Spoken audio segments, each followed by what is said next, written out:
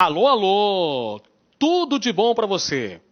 Uma saudação especial para todo mundo ligadinho aqui no LAC Cursos. Chegando aqui na área o professor Edenilson para trazer mais uma grande aula para você. Desta vez a gente vai falar sobre Canudos. Sim, senhoras e senhores, vamos enfocar na aula de hoje este importante movimento, esta guerra que aconteceu no Brasil durante o contexto do início do período republicano. Lá na chamada República Oligárquica, que está dentro da República Velha, a primeira fase da República no Brasil. É uma importante revolta, uma das revoltas principais da República Velha. Um movimento messiânico importantíssimo que teve a liderança de Antônio Vicente Mendes Maciel, mais conhecido como Antônio Conselheiro. Certamente você já ouviu falar de Canudos. E se não ouviu falar, vem comigo, cola em mim que você brilha. Nós vamos falar sobre as principais características dessa importante movimentação política, dessa importante manifestação social que ocorreu lá no sertão da Bahia, lá próximo às margens do rio Vaza Barris, onde a população sertaneja pegou em armas para tentar fazer valer os seus direitos, o seu direito a uma condição de vida um pouco menos degradante. E teve a liderança messiânica desse beato, o Antônio Conselheiro. Então vamos lá falar agora sobre a Guerra de Canudos. Sobre Canudos. Para falar sobre Canudos, pessoal, essa importante revolta que faz parte do início do contexto republicano, ali naquela fase em que estava se consolidando o regime republicano no Brasil, a gente precisa analisar que a República foi proclamada no Brasil em 1889. Então vamos lá, analisando que a proclamação da República no Brasil foi fruto de um movimento republicano que teve a liderança de setores das elites nacionais, principalmente os cafeicultores do Oeste Paulista, a chamada burguesia cafeeira, participação de alguns segmentos das camadas médias urbanas brasileiras e também de segmentos do Exército Brasileiro, segmentos bastante influenciados pela doutrina positivista. Não é à toa que na bandeira do Brasil nós temos o lema Ordem e Progresso, porque foi esse o viés que se adotou logo na proclamação da República. Pois bem, com a proclamação da República, que é o desfecho de todo esse movimento republicano que ganhou força no Brasil pós-Guerra do Paraguai, ou seja, a partir de 1870, e foi ganhando a adesão de vários setores sociais, contando com o apoio da imprensa nacional. Pois bem, o início do período republicano no Brasil, a gente tem aqui a Primeira República. Primeira República no Brasil. Essa Primeira República, senhoras e senhores, ela pode ser dividida em duas etapas. Quais sejam? A primeira etapa é chamada de República da Espada. A República da Espada é o contexto histórico em que o Brasil foi governado por militares. Os dois primeiros presidentes da República no Brasil eram militares. O Marechal Deodoro da Fonseca, nosso primeiro presidente da República, e o Marechal Floriano Peixoto, o Marechal de Ferro, o segundo presidente. Porém, depois da República da Espada, veio a República das Oligarquias, ou República Oligárquica, que é o período histórico em que tivemos o predomínio da elite cafeeira na política nacional.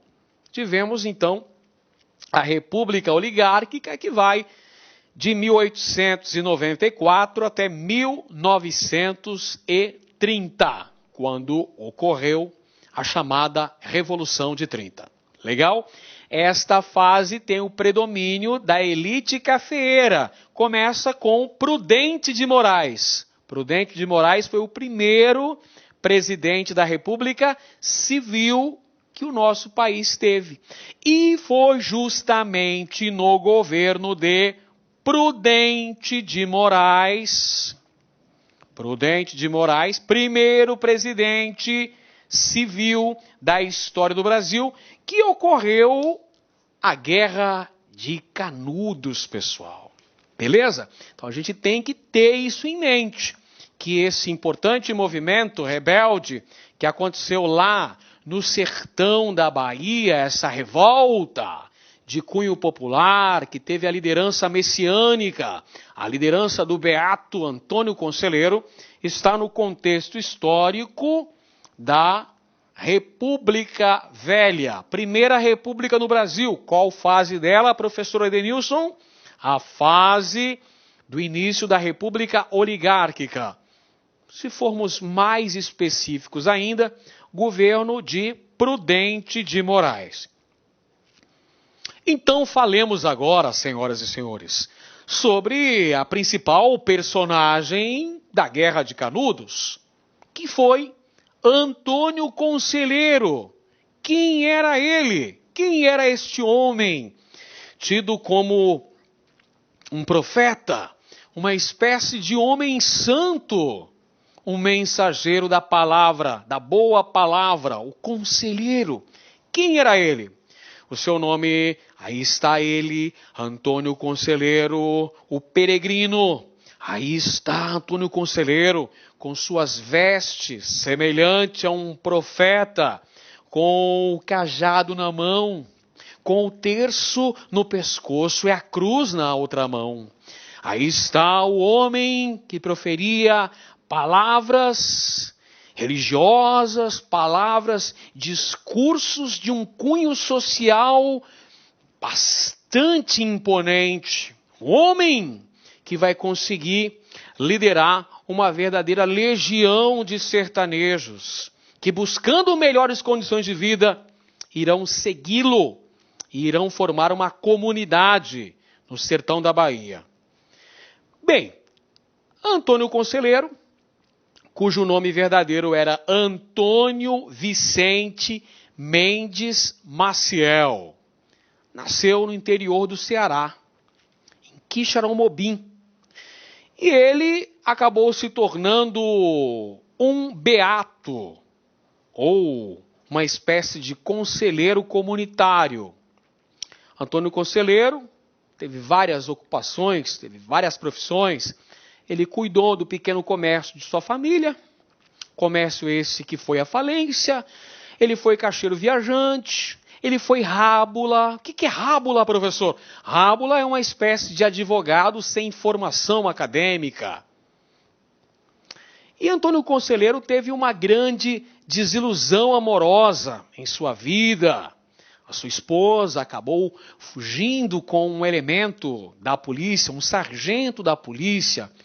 E aí, diante dessa verdadeira desgraça que se abateu sobre a vida do nosso nobre conselheiro, ele ficou sem condição, sem coragem de encarar seus amigos, seus vizinhos, seus familiares, por causa dessa decepção amorosa. Pessoal, a gente está falando aqui de século XIX, final do século XIX. Então, naquele momento, o adultério era um tabu muito sério. Muitas vezes, a honra se lavava com sangue. Então, o Antônio Conselheiro, ao sofrer essa tremenda desilusão amorosa, resolveu então se recolher no interior do território, vivendo como uma espécie de eremita, um tipo de um ermitão, vivendo sozinho, passando longas temporadas vivendo no interior das matas. Fazendo o quê? Estudando a Bíblia, se dedicando ao estudo das Sagradas Escrituras.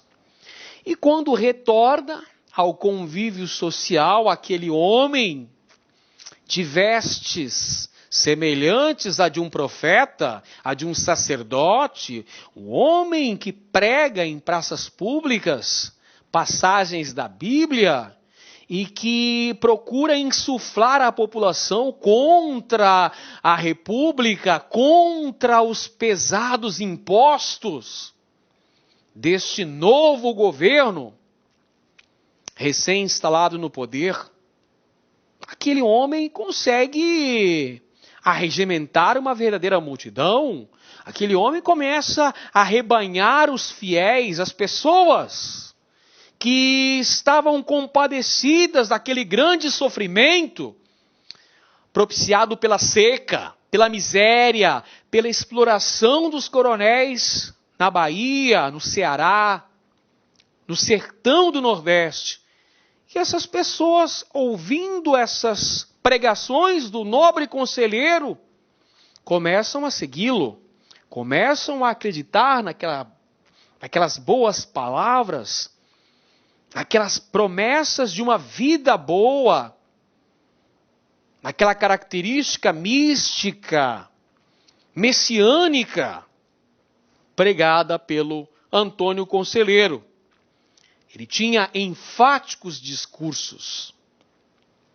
Temos que reconhecer que Antônio Conselheiro foi um grande, brilhante orador. Conseguia usar a palavra como ninguém. Conseguia em seus discursos abordar tanto temáticas religiosas, fazer os seus sermões, como temáticas sociais. Nessas temáticas sociais, Conselheiro pregava contra o governo da República, pessoal. Ele criticava o governo republicano, vendo a República como a obra do tinhoso, a obra do capiroto, a obra do demônio, a obra do cão, nas palavras de Conselheiro. A República é o governo do cão. Veja, demonizando a República, um governo que, como vimos, havia se instalado há pouco tempo no Brasil, naquele contexto, final do século XIX. Conselheiro criticava veementemente a separação entre Estado e Igreja. Você sabe muito bem que com a proclamação da República no Brasil, ocorreu o estabelecimento do Estado laico, ou seja, houve uma ruptura entre Estado e Igreja. Durante o período do Império, enquanto vigorou a Constituição de 1824, o que é que a gente tinha? A gente tinha o sistema do padroado, onde a Igreja Católica Apostólica Romana estava atrelada ao Estado. Com o advento da República, isso muda, minha gente. Há um rompimento entre Estado e Igreja. Há o estabelecimento do Estado laico. E Conselheiro, evidentemente, por ser extremamente religioso, extremamente católico, não aprovou essa mudança. Por exemplo, Conselheiro era muito contrário ao casamento civil. Ele defendia que o casamento perfeito era aquele onde recebia-se as bênçãos de Deus, ou seja, o casamento religioso. E Conselheiro também era contrário aos impostos republicanos. Ele não considerava legítimo esses impostos, porque Conselheiro defendia os impostos cobrados pelo governo do cão, ou seja, o governo republicano, não são utilizados em benefício do pobre. Ele enfatizava isso em seus discursos, que o governo espoliava a população, que o governo explorava violentamente a população, cobrando impostos elevadíssimos e não revertendo esses impostos para a melhoria das condições de vida dessa população sofrida, castigada pela seca, castigada pela exploração dos poderosos coronéis do Nordeste brasileiro. População que trabalhava de sol a sol, que mal conseguia manter-se viva, que mal conseguia manter a própria sobrevivência. Parece que estamos falando de uma época atual, não é mesmo, pessoal? Mas estamos falando aqui do final do século XIX. Esse era o contexto histórico, que surge essa figura messiânica, essa figura profética de Antônio Vicente Mendes Maciel, nosso amiguinho Antônio Conselheiro. Sem dúvida, a principal liderança do movimento de Canudos é Antônio Conselheiro. Este em questão que vemos nesta imagem. Antônio Conselheiro, um beato, que liderou esse importante movimento.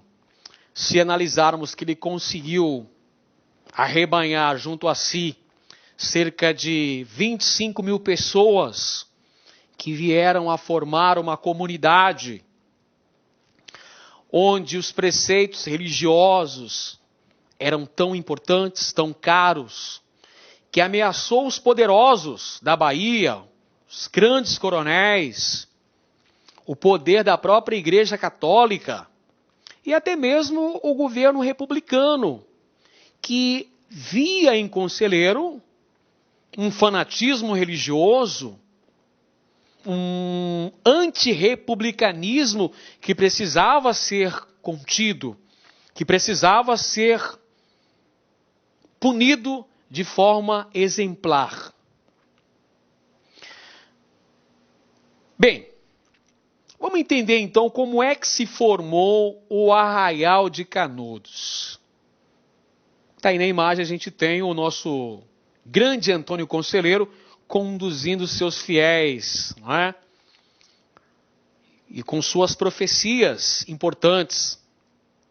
Antônio Conselheiro, que já rendeu aí essa temática, já rendeu músicas, já rendeu peças de teatro, filmes, documentários importantíssimos contando a história da Guerra de Canudos. Pois bem, a formação do Arraial de Canudos, pessoal, se deu em razão das condições socioeconômicas vivenciadas pela população sertaneja, a população do interior do Nordeste, em especial da Bahia, pessoal, do estado da Bahia, naquele contexto histórico do início do período republicano.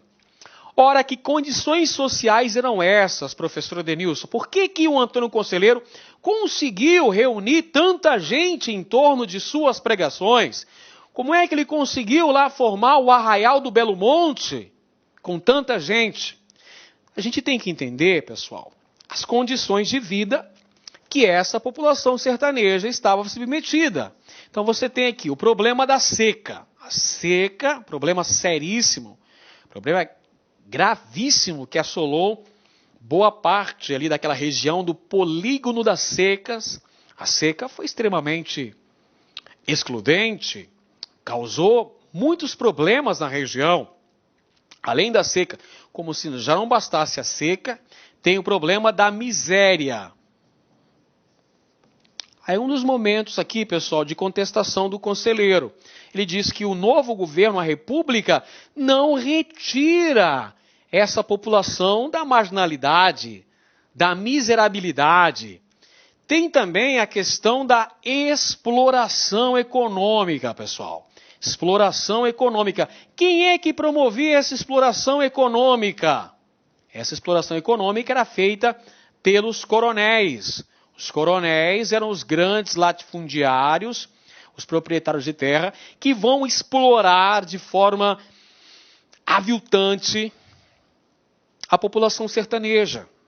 Uma grande exploração econômica dessa população campesina, dessa população sertaneja, habitante do interior do Nordeste. Todas essas condições, exclusão social, exclusão econômica, exclusão política, marginalização, violência, seca, miséria, uma pobreza extrema, vai fazer com que muita gente ao ouvir aquelas pregações, aquelas promessas de uma vida melhor, seguissem as pegadas do conselheiro. Muita gente começava a abandonar as fazendas, abandonar os sítios, a zona rural mesmo, e seguir o conselheiro, o peregrino, o homem das boas palavras, trazendo a boa nova.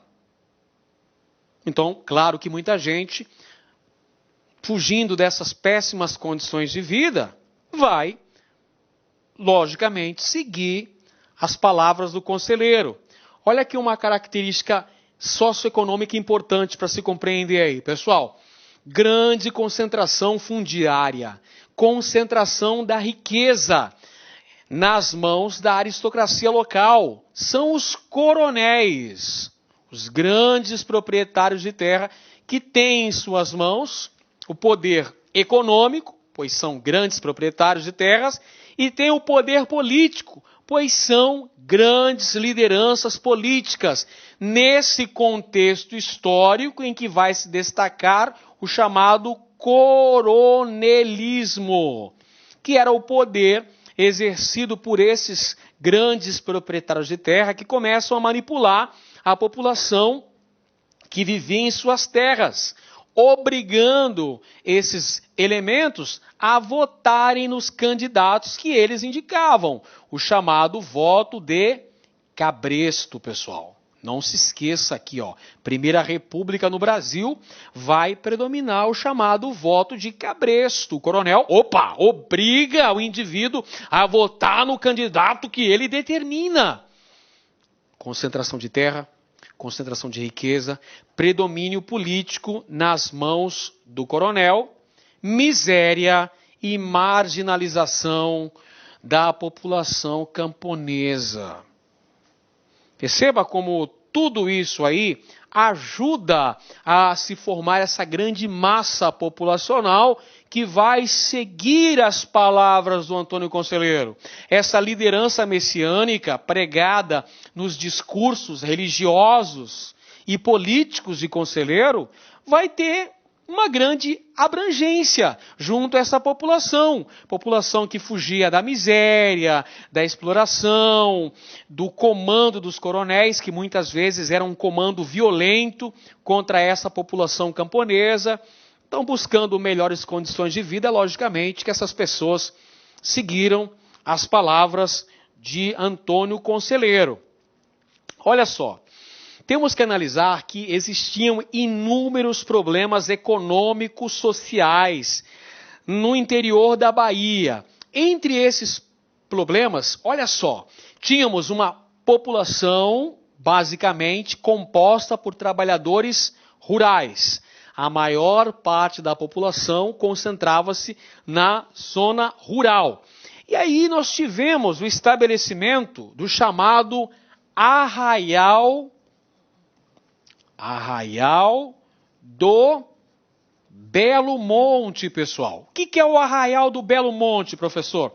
É a comunidade que... Olá, meus amigos, com licença, estou interrompendo a sua aula, mas é para dar um recadinho muito importante para você. Ah, professor, aonde que está, professor, o PDF dessa videoaula? Gente, atenção, o PDF dessa videoaula, ela se encontra lá no nosso site, né? Lá com o curso, tem um link aqui embaixo da aula, né?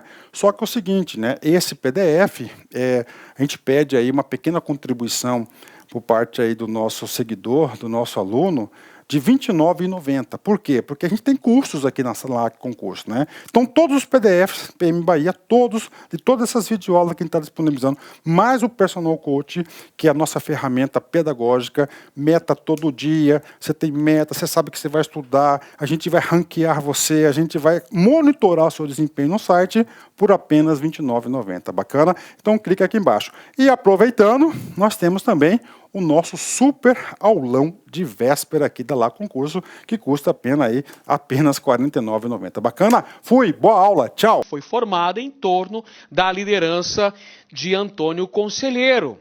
Eu falei para vocês que Antônio Conselheiro era o peregrino, era o cara que viajava em várias cidades no interior da Bahia, parte do Ceará. Então o conselheiro pregava nessas cidades, com seus enfáticos discursos, ele passava de cidade em cidade, reformando igrejas, reformando cemitérios e pregando em praça pública e criticando a república, criticando o casamento civil, criticando os elevados impostos. E com isso, ele começou a arrebanhar uma série de fiéis. Muitas pessoas, não vendo outra alternativa na vida, vão seguir as palavras do bom conselheiro.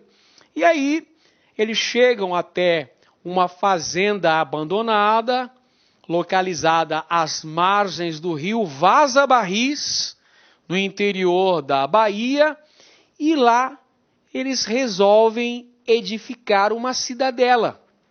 Lá eles começam a construir essas casas, começam a construir as igrejas, as instalações de uma verdadeira cidade, que se forma em torno da liderança messiânica do beato Antônio Conselheiro. É o Arraial do Belo Monte, ou o Arraial de Canudos, onde se forma uma sociedade comunitária.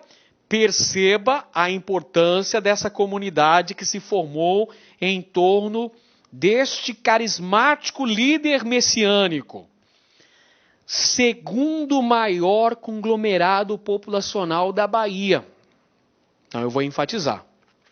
O Arraial do Belo Monte se constituía, neste final do século XIX, como segundo maior conglomerado populacional da Bahia, trocando em miudinhos. Quer dizer que o Arraial de Belo Monte, com suas cerca de 25 mil pessoas, era a segunda cidade mais populosa da Bahia, só perdendo em população para a capital, Salvador. Perceba aí a importância desse movimento, que tinha como principal bandeira de luta a resistência diante de um contexto extremamente excludente e opressor. Luta contra a miséria, pessoal. Luta contra a exclusão, contra os desmandos dos coronéis. Logicamente que esse arraial, o Arraial de Belo Monte, que se formou aqui nesta região do sertão da Bahia, junto às margens do rio Vaza Barris, representava uma ameaça ao domínio dos grandes coronéis baianos. Por que razão? Que o Arraial de Belo Monte, o Arraial de Canudos, por que é que Conselheiro representava um entrave ao poderio político e econômico dos coronéis? Por uma razão muito simples, pessoal, que por causa da atuação de Conselheiro, por causa da formação do Arraial de Canudos, muita gente abandonava fazendas, abandonava sítios e migrava em direção ao Arraial do Belo Monte, em direção a Canudos. Com isso, os coronéis perdiam mão de obra. E perdendo mão de obra, eles perdiam também poder político. Afinal, vigorava o voto de cabresto. Então é por essa razão que os coronéis vão fazer pressão junto aos setores governistas para que houvesse uma destruição da comunidade de Canudos, para que Antônio Conselheiro fosse preso, para que fosse morto, porque estava prejudicando os interesses. Perceba que Canudos representava uma ameaça para esses setores dominantes, para os coronéis. Vamos verificar agora, pessoal, algumas das características socioculturais de Canudos. Olha aqui a primeira característica, já apareceu na sua tela aí. Religiosidade. Você já percebeu que a liderança do movimento estava na mão de quem mesmo? Antônio Conselheiro. E que ele era? Era um beato, um profundo conhecedor das Sagradas Escrituras. Não seria exagero dizer que Conselheiro já tinha decorado a Bíblia. Olha mais características aí, pessoal. Misticismo, milenarismo, sebastianismo. Não é à toa que esse movimento aqui, pessoal, é chamado de movimento messiânico. Canudos é um dos principais movimentos messiânicos que ocorreram no Brasil durante a República Velha, durante a Primeira República. Há uma pregação messiânica, há uma pregação profética, temos uma liderança religiosa no comando, pregando a chegada de um novo tempo, um tempo de fartura. Nas palavras do bom conselheiro, o sertão vai virar mar, o mar vai virar sertão. Claro que aqui ele está usando uma metáfora, dizendo que os pobres, os explorados, terão uma vida melhor. Onde está essa vida melhor?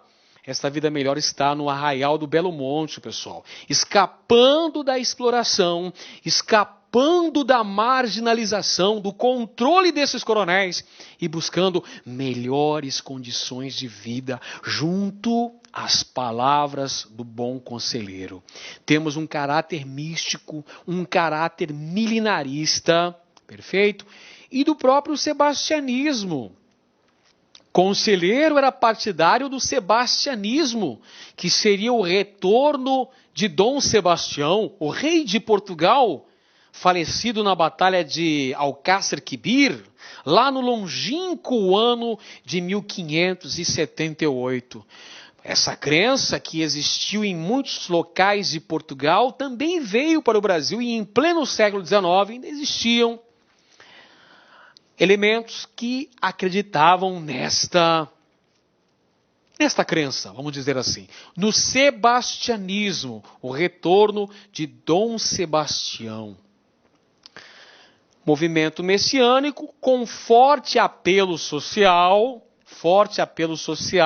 porque vai atrair uma série de pessoas, de trabalhadores rurais, desprovidos da propriedade de terra, marginalizados, explorados, ali desassistido pelas autoridades dos governos da República e principalmente assolados pela seca, pela miséria. Olha, aqui nós temos uma contestação da ordem social, pessoal. Sim, há uma contestação da ordem social, porque Conselheiro vai estabelecer no Arraial do Belo Monte uma comunidade, um trabalho coletivo, todo mundo tem que trabalhar. A população do Arraial era responsável pela produção agrícola, para alimentar a população, pela comercialização de alimentos e principalmente pela defesa da comunidade.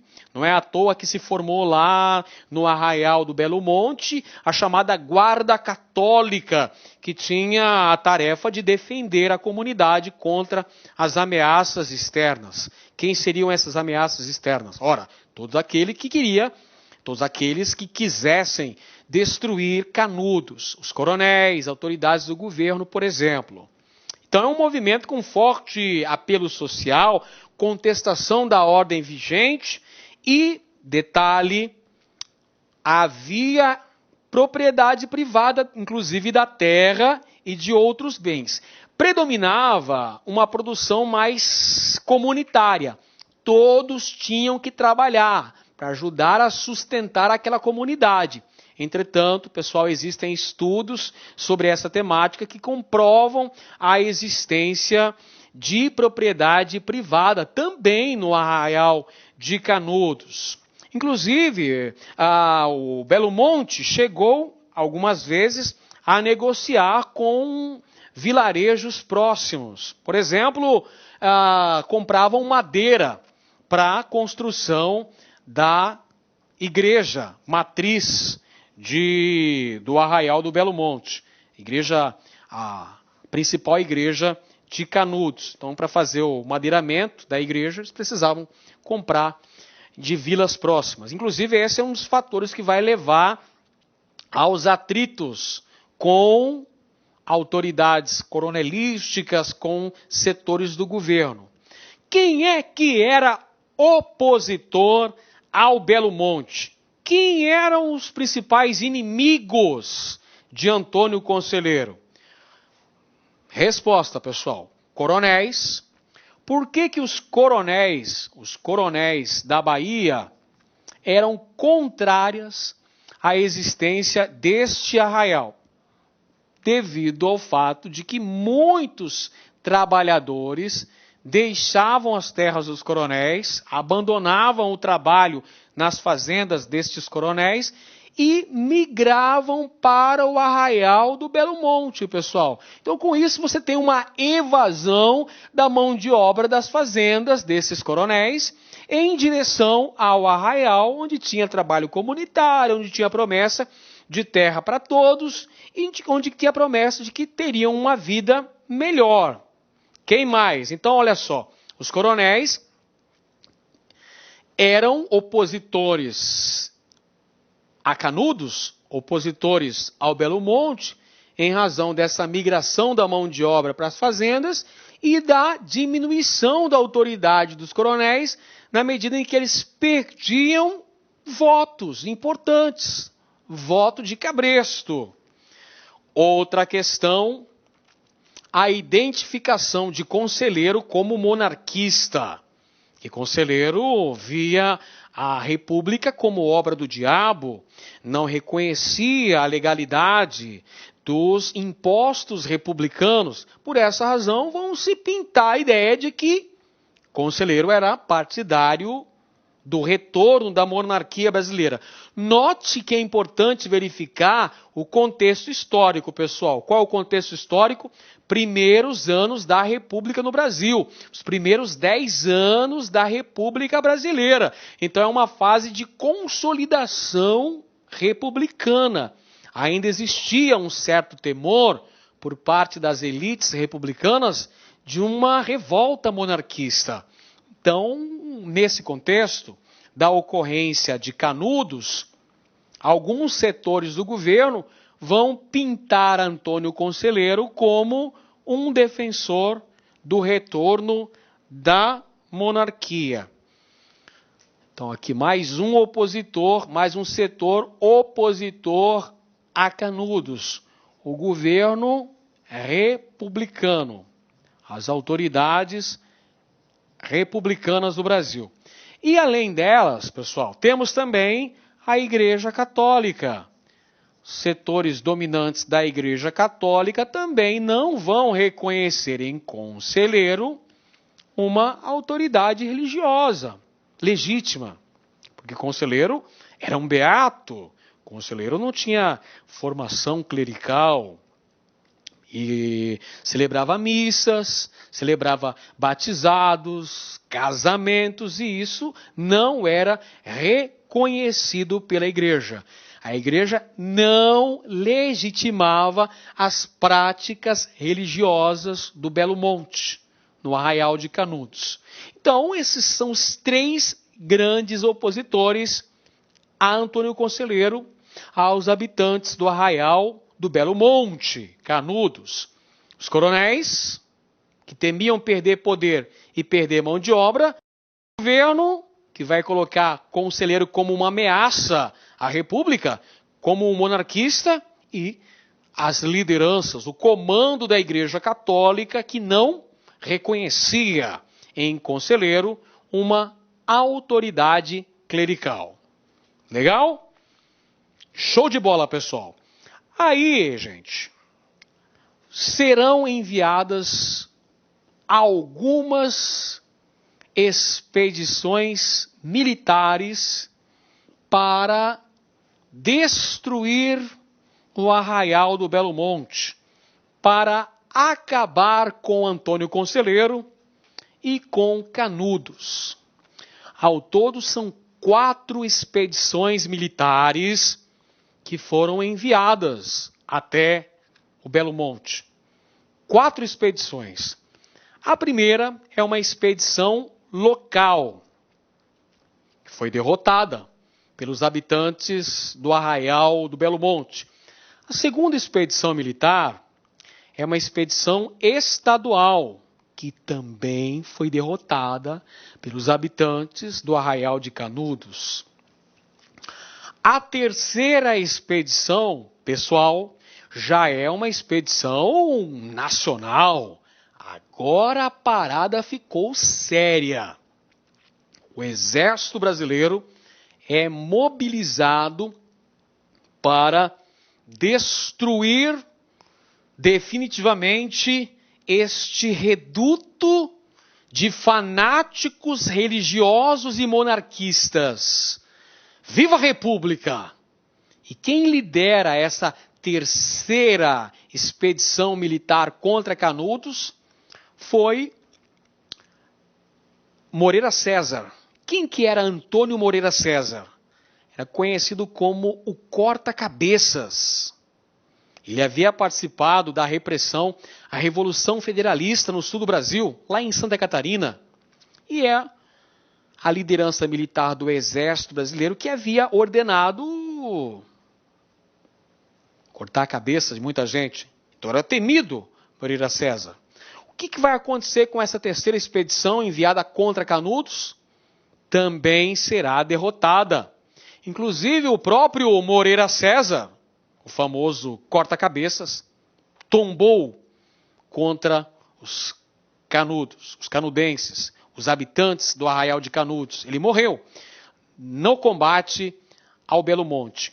Mas aí, pessoal, vem a quarta expedição, também uma expedição nacional, muito bem preparada, extremamente bem mobilizada e com um armamento de última geração para a época, canhões modernos, o que se tinha de mais moderno em artilharia militar naquele contexto histórico, foi enviado para definitivamente riscar o Arraial de Canudos do mapa.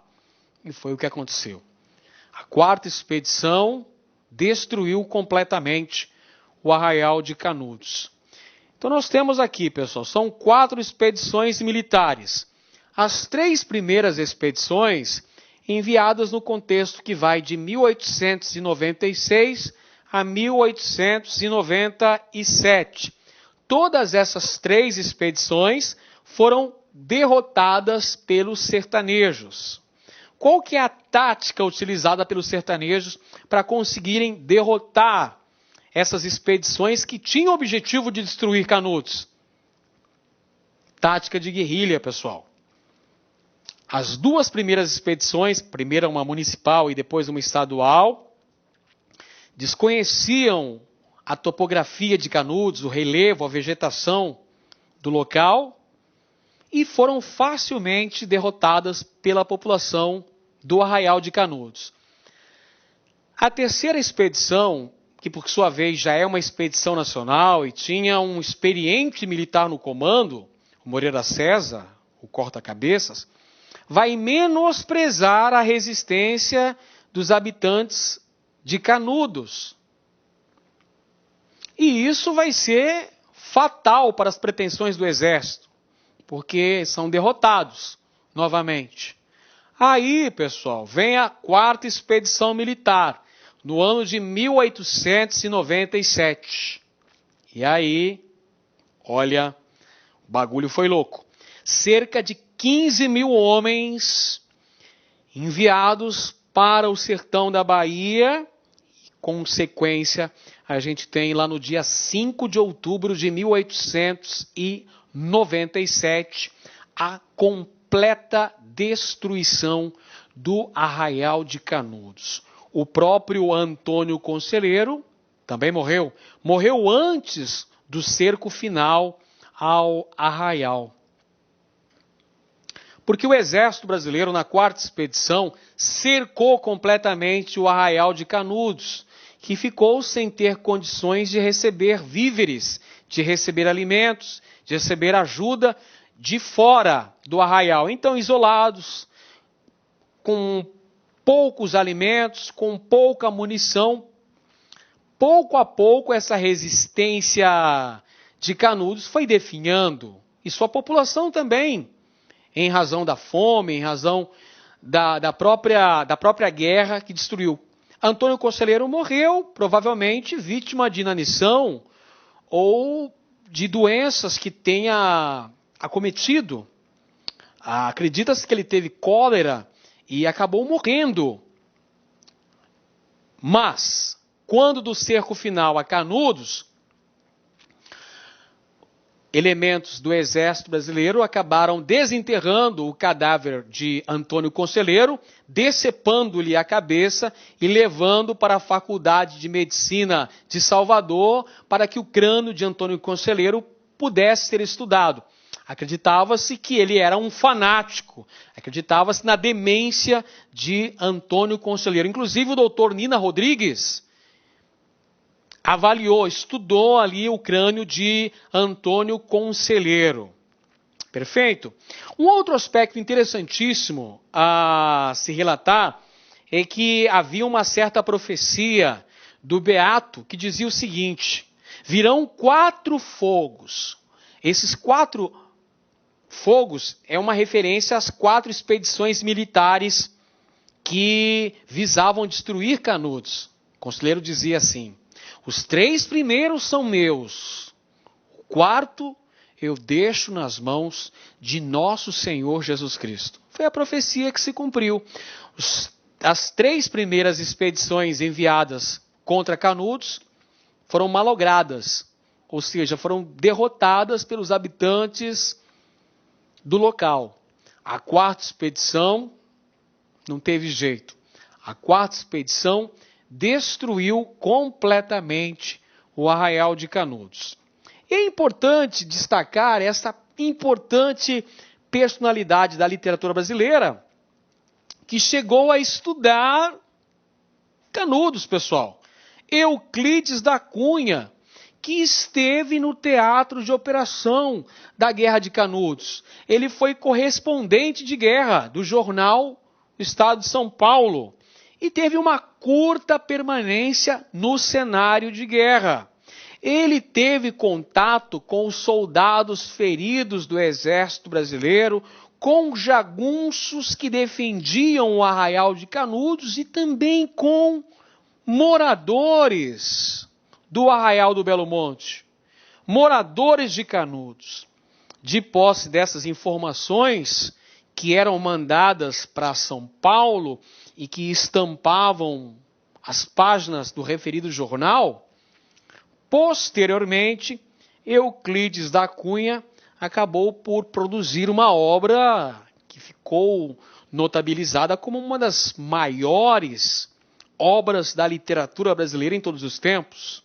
O livro Os Sertões, publicado em 1902, dividido em 3 partes, onde ele fala da terra. Nesta parte ele descreve toda a geografia de Canudos, fala da vegetação, fala do relevo, fala da hidrografia, do clima. A segunda parte é chamada de o homem, como afirmava Euclides da Cunha. O sertanejo é, antes de tudo, um forte. Nesta parte, ele descreve o elemento humano, habitante do Arraial de Canudos. E na terceira e última parte do livro, ele fala sobre a luta. Nesta parte, descreve a sangrenta guerra de Canudos. Ele afirma na parte final que Canudos não se rendeu. Canudos tombou definitivamente no dia 5 de outubro de 1897, quando tombaram seus últimos bravos defensores. Muito bem. Qual é o contexto da ocorrência da Guerra de Canudos? É importante você ter em mente o período em que ocorreu a Guerra de Canudos. A gente já falou no início da aula, mas a gente vai frisar novamente para que você não se esqueça jamais. E se aparecer isso na sua prova, com certeza você vai gabaritar. Olha aqui, pessoal, contexto histórico, república oligárquica, mais especificamente o governo do presidente Prudente de Moraes. Prudente de Moraes, o primeiro presidente civil da história do Brasil. Afinal, os dois anteriores haviam sido militares, Deodoro da Fonseca e Floriano Peixoto. Prudente de Moraes, primeiro presidente da República Oligárquica no Brasil. É uma fase de consolidação da República em nosso país. E essa violenta repressão ao movimento liderado por Antônio Vicente Mendes Maciel, o Conselheiro, Antônio Conselheiro, era um combate contra o fanatismo religioso e ao caráter messiânico desse movimento, visto pelas autoridades republicanas como um atraso cultural. Eu trouxe aqui para você, pessoal, para ilustrar essa nossa aula, algumas caricaturas que eram impressas em periódicos, em jornais da época. Perceba como é que Antônio Conselheiro era pintado para a população dos grandes centros urbanos brasileiros. Leia-se Rio de Janeiro, a capital do Brasil na época. Vamos analisar essas duas caricaturas. Nesta primeira aparece o Antônio Conselheiro, o beato Antônio Conselheiro, com seus cabelos longos, a sua barba longa, a sua túnica, pintando o demônio. Olha a inscrição. Pela Bahia, o célebre conselheiro tem dado o que fazer e pode-se mesmo dizer que tem pintado o diabo. Então essa era a visão que os jornais cariocas demonstravam para noticiar o que estava acontecendo em Canudos, no sertão da Bahia. Veja essa outra caricatura aqui. Mostra o Antônio Conselheiro, mostra aqui os jagunços que defendiam Canudos, barrando esta mulher. Quem que é esta mulher? Esta mulher simboliza a República. E a República simbolizava a modernidade, simbolizava o progresso. Veja, alto lá, daqui não passarás. Então, Antônio Conselheiro era pintado lá no Rio de Janeiro, pela imprensa local, como um fanático religioso, um líder messiânico, um antirrepublicano. Por que que a imprensa teve esse papel? Justamente para que fosse legitimada uma violenta repressão ao movimento ocorrido lá no Arraial de Belo Monte, pessoal. Para se justificar a violência que o exército brasileiro cometeu contra essa população sertaneja e excluída. Uma das mais sangrentas páginas da história do Brasil. Uma violentíssima repressão promovida pelo exército brasileiro contra o Arraial de Belo Monte, que tinha a liderança messiânica de Antônio Conselheiro. É isso aí então, pessoal. Terminamos mais um capítulo importante da história do Brasil, onde falamos sobre Canudos. Um grande abraço a todos e te vejo na próxima aula. Olá, meus amigos! E aí, gostou da nossa videoaula? Ótimo, bacana. Então, estou aqui mais uma vez para convidar você a adquirir o material de apoio aí. A gente está pedindo aí uma contribuição simbólica aqui da Lá Concurso por R$ 29,90, né? Todos os PDF, mais essa metodologia aí fabulosa do Personal Coach. Eu vejo que muitos alunos não conseguem ter alta performance porque não conseguem elaborar um plano de estudos, né? Uma sequência coerente, prioritária. Ele vai se perdendo no conteúdo. Então, o Personal Coach vai te ajudar bastante nisso por apenas R$ 29,90. E claro, a chamada daquela cerejinha do bolo que vai coroar a sua preparação para esse concurso inédito aqui da PM Bahia. O nosso super aulão de véspera, tá? Aqui estão os professores aqui, já estão todos eles contratados, combinei com todo mundo já, 30 horas, né?